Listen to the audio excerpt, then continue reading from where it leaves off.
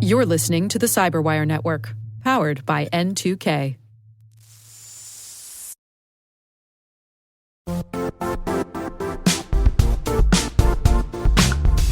The IT world used to be simpler. You only had to secure and manage environments that you controlled. Then came new technologies and new ways to work.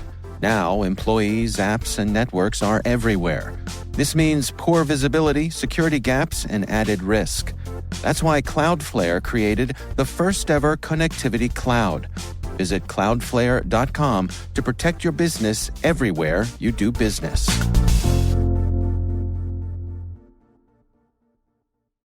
Entrando em contato com atendimento ao cliente. Para muitas pessoas é um jeito fácil de arruinar um bom dia. Mas na Zendesk, nós deixamos a experiência do cliente melhor. Melhor para sua avó, melhor para o seu vendedor preferido de flores, melhor para o cara do apartamento 3A, melhor para você, melhor para todos. Porque enquanto alguns dizem que o cliente sempre tem razão, nós dizemos que o cliente é sempre humano. E, como seres humanos, queremos fazer algo melhor para todos nós. Zendesk, experiência do cliente com IA desenvolvida para humanos. The idea of cybersecurity materiality is tough to get your hands around. I'm part of a Carnegie Mellon University team, CMU, that contributes to a 6-month-long Chief Information Security Officer certificate program. It targets existing CISOs who want to sharpen their skills and other security professionals looking to get into the CISO game. CMU brings in 18 cybersecurity luminaries like Cybersecurity Canon Hall of Fame authors Jack Jones, co-author of Measuring and Managing Information Risk. He's the inventor of the FAIR model. Randy Treziak, co-author of the CERT Guide to Insider Threats, and Doug Hubbard, co-author of How to Measure Anything in Cybersecurity Risk. Don't ask me how I got on the list. Clearly, CMU was misinformed about what the word luminary means. I was misinformed. For my piece, twice a year, I facilitate a 5-hour session that covers and updates the subjects in my book, Cybersecurity First Principles, a reboot of strategy and tactics. Each time we do it, there is a subset of students consisting of senior government people looking to make the transition to the commercial world or just trying to understand how we civilians think about the job of being a CISO. Last December, my class had a handful of senior U.S. Navy people, and they were intensely interested in how the Navy could improve their cybersecurity risk forecasting. But after listening to Jones, Hubbard, and me go on and on about what risk forecasting means, they specifically kept stumbling on how I defined it. Now, you all know that for the past 4 years, I've made the case that in order to solve cybersecurity, the starting point, the absolute atomic first principle, is this: reduce the probability of material impact due to a cyber event in the next 3 to 5 years. The thing that the Navy leadership kept stumbling over is the idea of materiality. Their understanding was that materiality was simply a financial term used by public companies in their quarterly earnings reports. And it had no meaning for companies that weren't public, and especially for government organizations, institutions that aren't in business at all.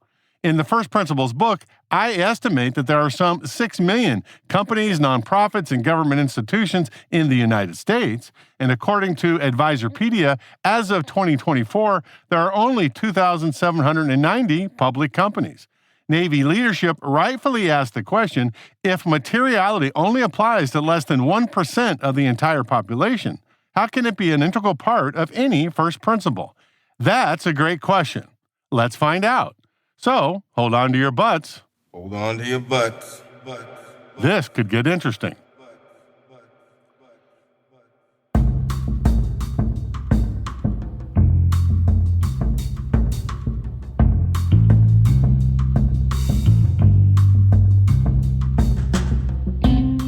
My name is Rick Howard, and I'm broadcasting from the N2K CyberWire's secret Sanctum Sanctorum studios located underwater somewhere along the Patapsco River near Baltimore Harbor, Maryland, in the good old US of A.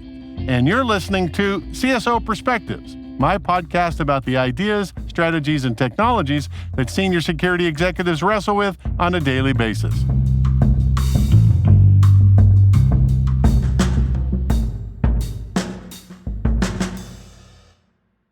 According to the Harvard Law School Forum on Corporate Governance, Supreme Court Justice Thurgood Marshall crafted the landmark judicial definition of materiality in 1976.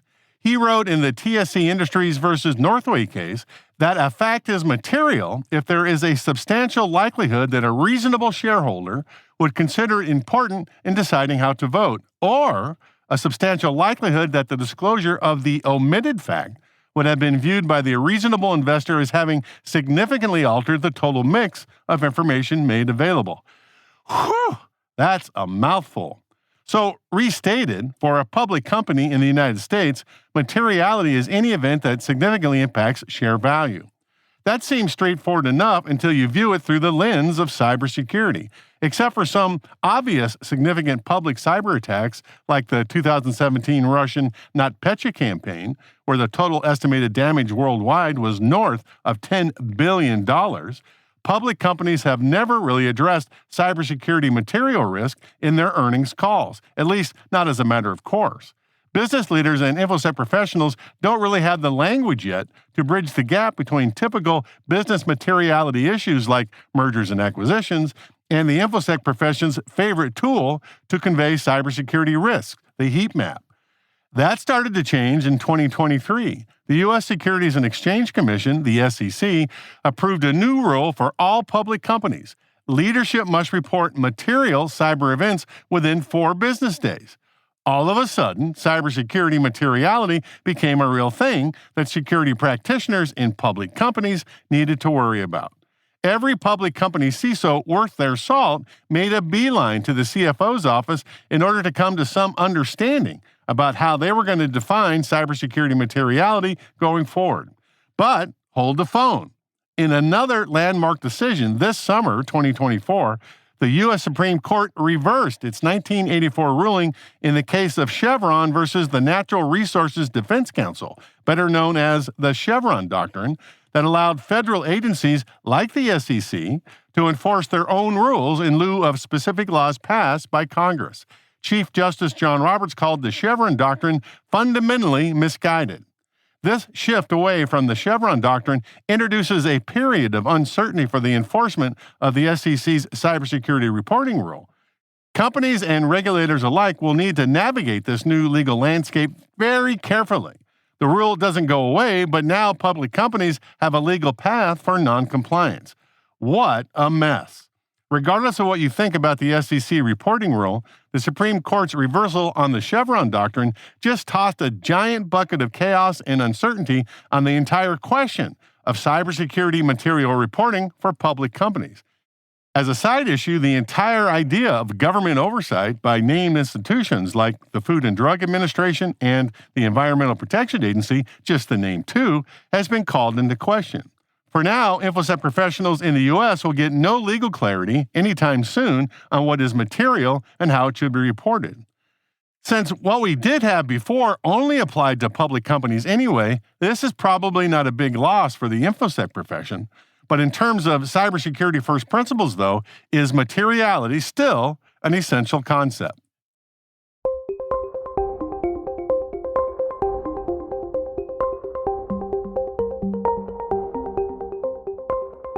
If you take any 3 random people walking down the hallway at your headquarters building and lock them in a room with a whiteboard for an hour, they could probably come up with hundreds of potential risks to the business or some government mission.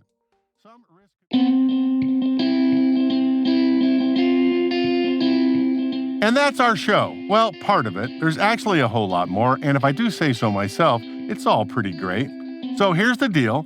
We need your help so we can keep producing the insights that make you smarter and keep you a step ahead in this rapidly changing world of cybersecurity. If you want the full show, head on over to thecyberwire.com/pro and sign up for an account. That's thecyberwire, all one word, .com/pro. For less than $1 a day, you can help us keep the lights and the mics on and the insights flowing.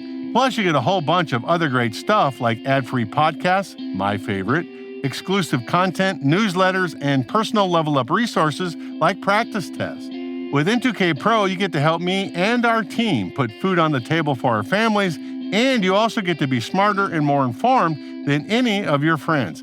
I'd say that's a win-win. So head on over to the cyberwire.com/pro and sign up today for less than $1 a day. Now, if that's more than you can muster, that's totally fine. Shoot an email to pro@n2k.com and we'll figure something out. I'd love to see you over here at N2K Pro. And one last thing. Here at N2K, we have a wonderful team of talented people doing insanely great things to make me and this show sound good. I think it's only appropriate you know who they are. I'm Liz Stokes. I'm N2K's CyberWire's associate producer. I'm Trey Hester, audio editor and sound engineer. I'm Elliot Peltzman, executive director of Sound and Vision. I'm Jennifer Iben, executive producer. I'm Brandon Karff, executive editor. I'm Simone Petrella, the president of N2K. I'm Peter Kilpie, the CEO and publisher at N2K. And I'm Rick Howard. Thanks for your support, everybody. And thanks for listening.